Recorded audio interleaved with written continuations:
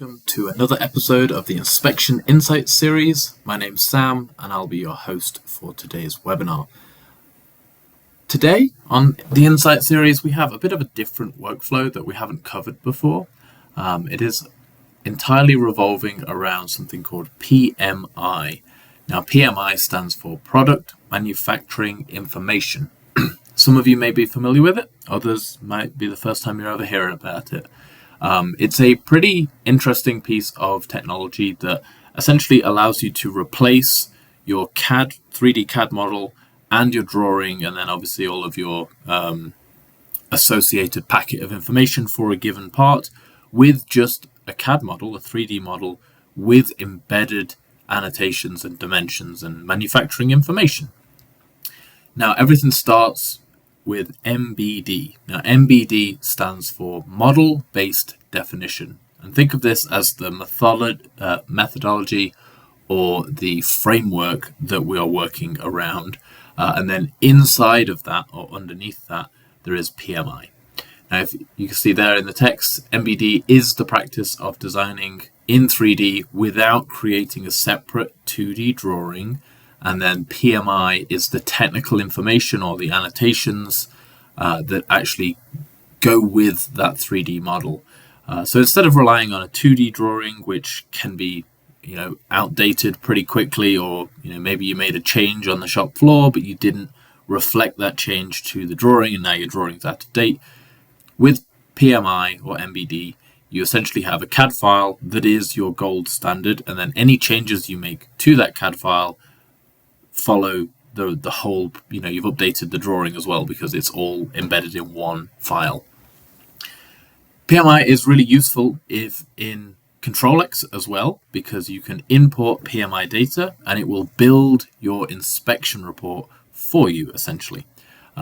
We support a lot of different types of PMI from all of the major CADs that we can import native files to, as well as, if you followed the RE series, you can see that we can export or live transfer manufacturing information to, SolidWorks, Inventor, Creo, and so on and so forth. But we can use their PMI and import it. Now, before I go any further, I wanted to bring up the help specifically for the SolidWorks file import. We have a help article for every different type of PMI that you saw in this list here. But for SolidWorks, you can see that we have a compatibility table, and then we also, if you scroll down, we have lots of notes and the limitations of PMI within Control X, and then obviously a very, very long article or detailed article, sorry, about how to use this. So my word of warning, or my advice to you guys, if you are going to look at using PMI, is to read through the help, understand the limitations in Control X, and also understand how things import over from your native CAD to Control X. The first time you do it, there might be a few teething issues. Normally it imports pretty fine, but if you need advice, support, anything like that, PMI is definitely a new thing that a lot of people aren't used to. Some have been using it for years, but it's still very much an emerging technology, I feel like, from my conversations with industry. So lean on our support team if you have any questions regarding this. We would be more than happy to help get your PMI importing set up. Now, I cover these last few slides every week, but this time it's going to be a little bit more exciting because this is what a typical inspection workflow looks like inside Control X. We have our CAD data, we have our scan data. So our CAD data is our reference, our scan data is our measured. We then import the two, align it, and then do our 3D compare, and then we start taking measurements. Now you've seen me do this workflow a few times if you've been following the series.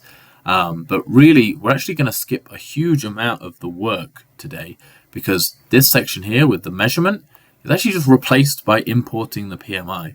All of the dimensions that control your CAD model in PMI can be imported and then created as specific dimensions or GD&T callouts inside Control X, which is a huge time saver. So Very, very useful if you are already using PMI. You essentially have built all your reports already.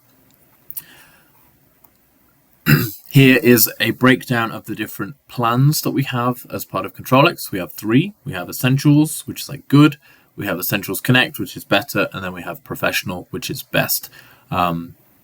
Happy to talk to you about which one is right for your particular application. If you reach out to some of us, we would be happy to talk you through the differences. But essentially, the high-level overview: Essentials can do everything from basic reporting, some automated inspection as well.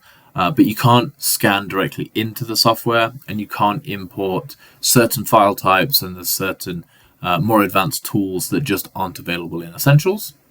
Essentials Connect has everything Essentials does, but you can also scan directly into the software. So you can connect your hexagon or other scanning arm or handheld device and then scan directly into Control X, which is great.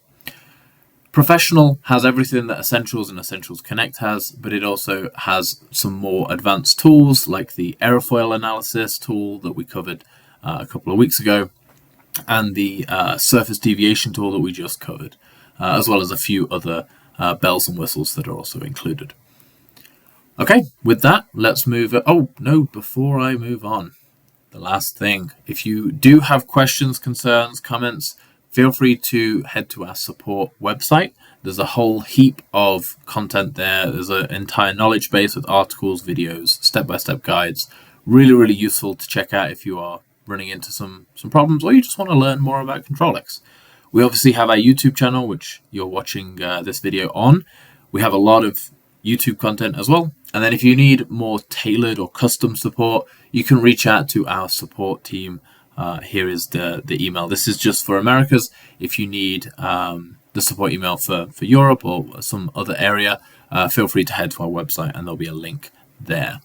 So let's move into Control X and import this PMI. Here we are. And to import PMI, we come to Menu, File, Import PMI. So we need to use a special importer. We can't just use our import tool up at the top. So we need to go to Menu, File, Import PMI, and then we grab our importing file,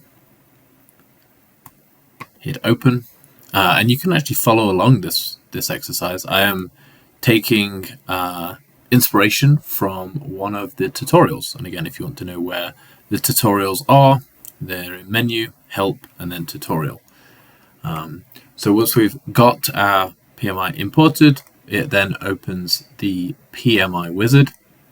This is going to show you the total number of datum features that you're trying to import, whether or not there was any errors with them, and you can see here this imported perfectly, so there was no errors, which is great. If you ever have some errors, you can still hit the check mark and then it'll import all but the features that do have errors. These errors can come from a lot of different areas. Sometimes they're from the CAD, sometimes they're limitations within Control X. Again, if you check out that help article, it walks you through what things can be imported and what things can't. And if you've read through that, you're still having trouble, feel free to reach out to our support team. They're really, really helpful with this kind of stuff. So we've got our part imported. We hit OK. And you can see I haven't actually made any inspection. All I've done is the import so far. But you can see we have our reference data. And if we scroll down the results data, we have 2 groups of GD&T. So we've got our first group, which is datums, and 1 measurement. And then we've got our second group, which is this top view, which is a lot more measurements, and a few GD&T callouts. So we've got all of this information, and we haven't actually had to create any of this. We've just imported it, which is, again, a huge benefit and time saver if you already are using PMI within your organization. This just makes Control X a slam dunk, because you're not even spending any time building an inspection report, which is quick to do anyway. But obviously importing all of the inspected elements first is always a good way to save some time. So the tutorial has us edit the annotation annotations, which, if we wanted to, we can come to our edit annotation style, and we can either edit all of specific ones for, parallelism, or the datums, or we can come to our so it will be tools, and then in annotation we've got edit annotation style, and this is where we can also pull it. You can bring this menu up a few different ways. I'm happy with how the annotations are set. So what I'm going to do now is build my alignment. We always need an alignment, and you can see our alignment bucket is empty. So we're going to do an initial alignment just to get everything roughly positioned. And you can probably see that I don't have any measured data, but I'm still going through the motions as if I did, because after this we're going to import our scan data, and it's going to automatically finish the inspection report. So then I'm going to do my datum alignment, and I'm just going to click, how do I want to align this? I'm going to click this surface here, then I'm going to click this one here, and then finally I'll click this one here. So then we've defined our alignment. So you can see now we have our initial and our datum, and you can notice that there's little triangles next to these. That's basically saying, hey, there's no way I can measure this right now. There isn't any measured data. So that's why all the results are blue, and we've got a bunch of triangles with exclamation marks in them. Okay, now we are ready to import our measured data. So I can actually come to the import this time, and then I grab this, and I'm going to import only. And you can see we've got our scan data here. Let me turn off this and turn off my GD&T. So you can see this is a point cloud. We could, if we wanted to, we've kind of covered this already in other episodes, but we could edit this, we could turn it into a triangulated mesh, we could fill holes, we could decimate. I'm happy with how it is. So all I'm going to do is just hit refresh, and it's going to rebuild the report, calculate all of the dimensions that we've already set up, and you can see all those triangles have gone, and the annotations are now different colors instead of just blue. When it's blue, it doesn't have any data.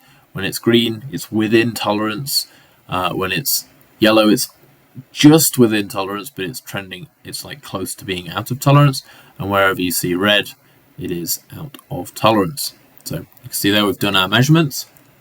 Other things that we can do at this stage are adding comparisons. So we could do a 3D compare, and here I'm going to turn off all of the annotations so it's a little bit cleaner. If we wanted to add our own high and low points, we could click. Not only that, if we wanted to create something like a pattern, we could say, hey, I'd like to make a linear pattern. Scroll down, and I'm going to give it a seed position, which will be roughly where I clicked. Direction can be this way. Let's say we're going to have, 10 instances.